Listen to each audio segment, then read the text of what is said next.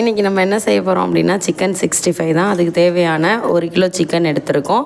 அதுக்கு என்னென்ன செய்யலாம் அப்படிங்கிறது தான் இந்த வீடியோவில் நம்ம பார்க்க போகிறோம். இப்போ சிக்கனுக்கு தேவையான ஒரு முட்டை நம்ம அடித்து சேர்த்துக்கலாம்.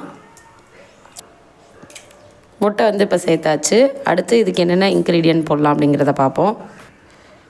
தேவையான அளவுக்கு இஞ்சி பூண்டு பேஸ்ட்டு.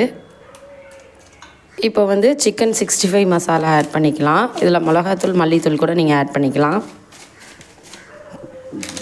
1 கிலோ சிக்கன் எடுத்துக்கிட்டிங்கன்னா ஒரு முட்டை சேர்த்துக்கோங்க. 50 கிராம் சிக்கன் 65 மசாலா. இப்போ நம்ம மசாலா ஆட் பண்ணியாச்சு. இதுக்கு தேவையான ஒரு 2 ஸ்பூன் சோள மாவு ஆட் பண்ணிக்கலாம். அதே மாதிரி ஒரு 2 ஸ்பூன் அரிசி மாவு ஆட் பண்ணிக்கோங்க. நல்லா கிளறி எடுத்துக்கோங்க. இதுக்கு நீங்கள் தண்ணிலாம் ஆட் பண்ண வேணாம், இதுவே போதும்.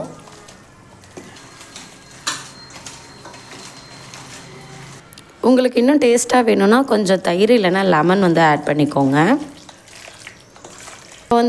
இப்போ நம்ம நல்லா கிளறியாச்சு. இது ஒரு 1 மணி நேரம் நல்லா ஊறட்டும். அப்போ தான் நமக்கு நல்லா ஜூஸியாக கிறிஸ்பியாக கிடைக்கும்.